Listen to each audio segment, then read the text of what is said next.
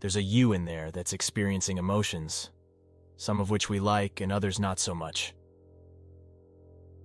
Some seek to change their emotional experience through outer world changes. A new relationship, job, city, or starting a business. Outer change works to a point.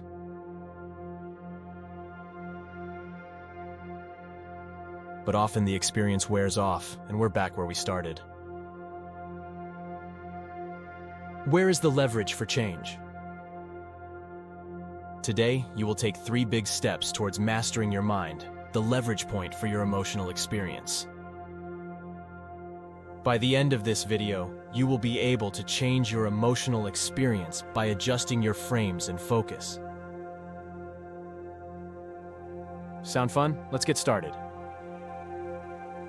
Step 1 is becoming aware of the frames that shape our experience. When I say frame, I mean how we see our past, present, and future. A frame is a set of beliefs or assumptions we accept about life, about situations that impact our inner and outer experiences. Frames are beliefs, but they also include the rules and the written and unwritten guardrails we accept for any situation. Our beliefs about the future are called expectations, which are nothing more than a story we have accepted about the future. Does that make sense? We live in stories or frames, and those frames shape how we feel. When we play an RPG, we drop into a set of assumptions that shape the game experience. Becoming aware of the frames that shape our personal and collective experience can be tricky because our frames feel so personal, so us. When you play an RPG, role-playing game, you quickly lose sight of the frame and start reacting to the situation. How do we become aware of our frames? Meditation helps if you do it right. By right, I mean when you relax into the awareness of being aware, there are stages of awareness. Do that now. Relax into the awareness of being aware. Normally, when you do that, you begin to see more detail in the world around you. That's great, and it becomes more useful when you also see the frames, desires, that layer of mind that is shaping the energy. Because when you become aware of your frames, you can adjust them. The fact that we can see our thoughts means that we are not our thoughts. The fact that we can see and adjust our frames means that we are not our frames. By the way, that's step 2. Adjust your frames. Let me illustrate. A man was driving late at night in a rural area when he realized his tire was flat. Looking at his cell phone, he noticed he had no service. He began to feel a bit panicked when he realized he didn't have a jack to change the tire.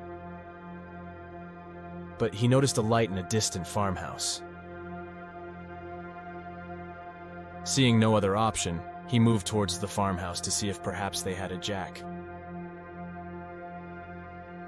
As he walked towards the farmhouse, his mind began to spin. I know I wouldn't want a visitor late at night. He probably has a vicious dog. I mean, who would put themselves at risk to help some guy who doesn't have a tire jack? What has happened to our society where we no longer help other people?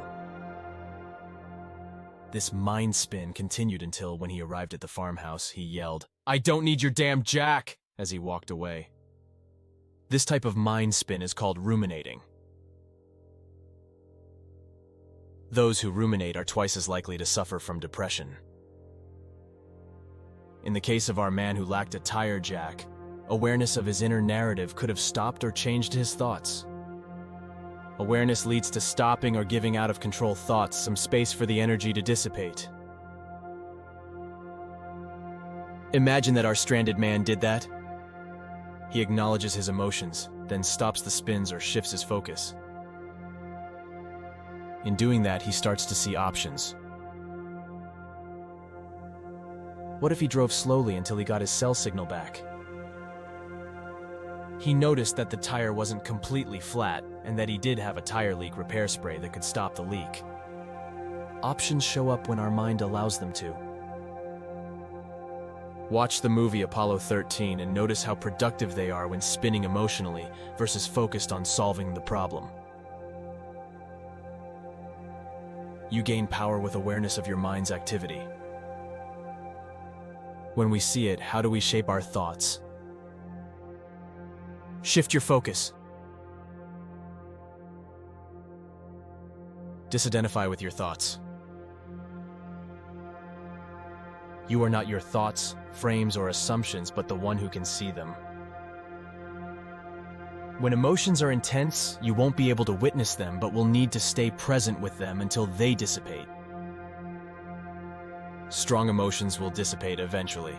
What remains is you, the one who can witness these emotions, which is who you really were all along. Can we stop thoughts and emotions, or is shifting our focus the best option? As a little boy, I often got angry for reasons I didn't fully understand. My mother put me in front of the mirror one day and said, "You don't have to be angry. You have choices." Oh, that made me mad. How dare she? But I was curious. Can I change how I feel by deciding to change how I feel? For some reason, the mirror helped, and I changed my emotional state with the decision to do so. You can also change your frames by changing your narrative.